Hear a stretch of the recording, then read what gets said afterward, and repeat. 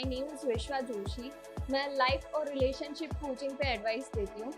मैं single women's को coaching करती हूँ। ओके, रिस्पॉन्सेस पहले जैसे देते थे वो चेंज कर दोगे तो सामने वाले को भी लगेगा कि अच्छा मैं विलन नहीं बन सकता। I have to be a kind nice person. It is a relationship coaching with law of attraction. क्यों कोई लड़की इतनी अच्छी है कि उसको सारा ही कुछ लाइफ में अच्छा ही मिल रहा है एंड आपको ही सारी प्रॉब्लम आ रही है जो खत्म ही नहीं होगी। अगर कोई आपसे बुरी तरह के तरीके से बात करता है तो आप उसको रिस्पॉन्ड करो। मतलब communication is a big thing in any relationship. Certain stage life पे आता है कि सारी चीजें अच्छी हो जाती है। नमस्ते, मी ॲडव्होकेट टीरा धाडगे। कोणत्याही क्षेत्रात तुमची कामगिरी वाखाणण्यासारखी असेल, इतक्या लोकांशी मी बोलतीये ना, काहीतरी रोज नवीन शिकायला मिळतं। एकमेकांना मदत करण्यासाठी तुम्ही ही कम्युनिटी जॉईन करू शकता, पुणे वुमन्स क्लब।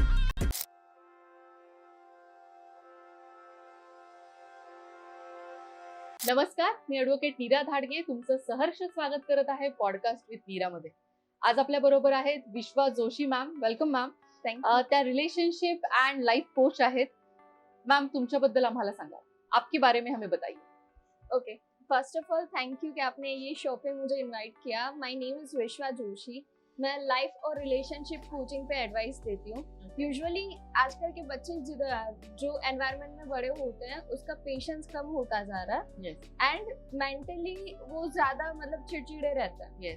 तो उस पे पेरेंट्स ने जो मांगा उससे मांगने से पहले ही सारी कुछ चीजें दे दी। तो जब ये रियल लाइफ में एंटर करते हैं उसको पता नहीं रहता कि लोगों से कैसे बिहेव करें, या किसी ने इनडायरेक्टली कुछ बोल दिया तो उसको कैसे उस चीज को रिस्पॉन्ड किया जाए। एंगर मैनेजमेंट बिल्कुल नहीं रहता। हाँ, तो that is what where I come in कि मैं उसको हेल्प करती हूँ कि एक रियल लाइफ चैलेंजेस को कैसे फेस करते हैं, कैसे इफेक्टिवली सारी चीजें मैनेज करते, कैसे लोगों को मैनेज करते and at the same time जब ऑलरेडी मेंटली आप पे कोई चीज चल रही है, प्रॉब्लम्स रहेगी, बट उसके साथ साथ आप नेविगेट करके अपनी जो काम है वो कॉन्स्टेंटली करते रहे। तो that is where I come in. Okay, anger management तो है ही और आप रिलेशनशिप भी ये करते हो, उसका कैसा एक्सपीरियंस रहा मैम आपका?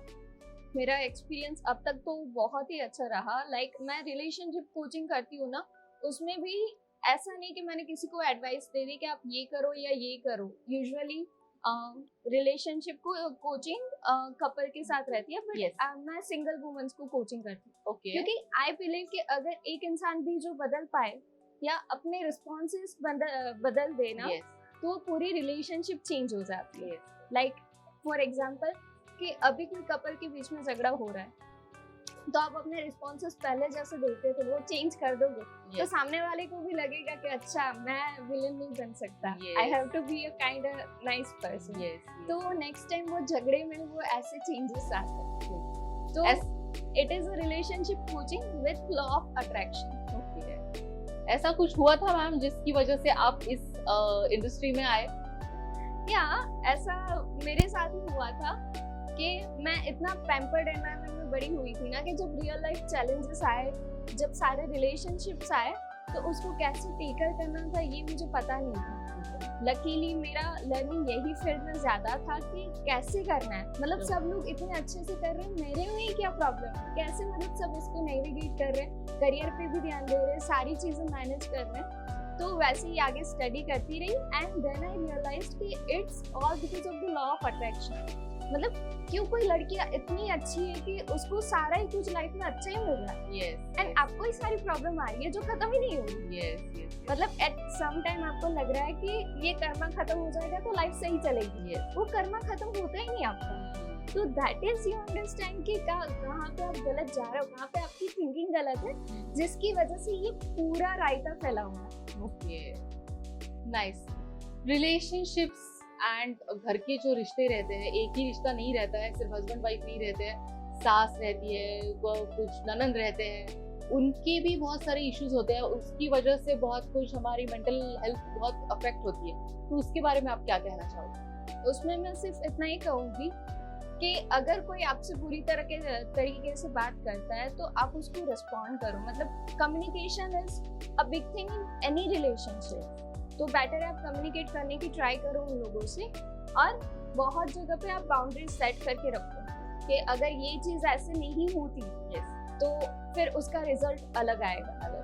इट्स नॉट कि आप किसी पर्सन को कंट्रोल कर रहे हो, बट इट्स सिंपली लाइक कि अगर ये चीज दोबारा हुई, मुझे नहीं अच्छा लगा जिस तरह से आपने मेरे से बात की है, जिस तरह से काउंटिंग किया, तो मुझे नहीं अच्छा लगा। अगर यही चीज दूसरी बार होती है तो I will take a step back, या मैं उस 1 घंटे के लिए कुछ नहीं बोलूंगी, या तो मैं 1 दिन के लिए आपसे नहीं बोलूंगी। तो ये बाउंड्रीज सेट करनी रहती है। कभी अगर आप कंफर्टेबल नहीं हो तो आप डिस्कस करो अपने हस्बैंड से कि यहाँ पे मुझे प्रॉब्लम आ रही है, हम कौन सी स्पेस पे बाउंड्रीज क्रिएट कर सकते हो जैसे हमारे रिलेशनशिप भी अफेक्ट ना हो और हमारा जो प्यार फैमिली के लिए वो भी ऑलवेज बना रहे। डेफिनेटली। आप खुद लाइफ कोच हो, आपके खुद के लाइफ में क्या आप ऐसा करते हो जिससे आपका मेंटल बैलेंस स्टेडी रहता है? एक्चुअली जब लाइफ कोचिंग किया तब लॉ ऑफ अट्रैक्शन पे इंटेंसली वर्क किया, और सर्टेन स्टेज लाइफ पे आता है कि सारी चीजें अच्छी हो जाती है। एंड आई रियलाइज कि one day I was talking to my mom कि मैं लाइफ कोचिंग कर रही हूँ, बट मैं किसी को क्या सिखाऊंगी, बिकॉज मेरी लाइफ में सब अच्छा है, मेरे हस्बैंड अच्छे हैं, मेरे इन-लॉज अच्छे हैं, मेरी ननंद अच्छी है, सब अच्छा है, मैं किसको क्या सिखाऊंगी। तो शी वाज लाइक कि ये भी तो हो सकता है कि तुम अच्छी हो, that is why you have attracted certain reactions into your life. तो दैट इज व्हाई कि लॉ ऑफ अट्रैक्शन इतना पावरफुल है और इतनी अच्छी तरह से वर्क करता है। नाइस। बहुत वास्ट सब्जेक्ट है ये, और बहुत कुछ उसमें है, बहुत सारे बुक्स है। आपकी फेवरेट बुक हमें बताइए। मेरी फेवरेट बुक यही रही है, the power of your subconscious mind, कि उसमें रिलेशनशिप से लेके बहुत डिटेल में सारी चीजें समझाई है। अगर वही बुक कोई पढ़ लेना तो ही can be able to understand law of attraction, आपका माइंड कैसे करता है, कैसे सर्कमस्टेंसेस वो अट्रैक्ट करते हैं, आपकी रिलेशनशिप कैसे अट्रैक्ट होती है, ये सारी चीजें आपके करियर के बारे में सारा ही कुछ दिया हुआ उसने दिया। लाइक बहुत सारे लोग द सीक्रेट के पीछे जा रहे हैं, और सीक्रेट्स की भी बहुत मैन्युअल्स है, but I think power of subconscious mind, आपको ज्यादा बुक पढ़ने का टाइम नहीं है, just go with one book, वो बहुत ही मतलब हेल्पफुल है, एंड आई थिंक सबके लिए जरूरी है, बिकॉज सबको कहीं ना कहीं ये स्टेज से सेकंड स्टेज पे जाना ही है।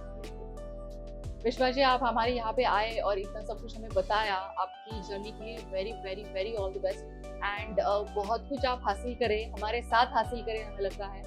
Thank you so much. Thank you Neeraj, thank you.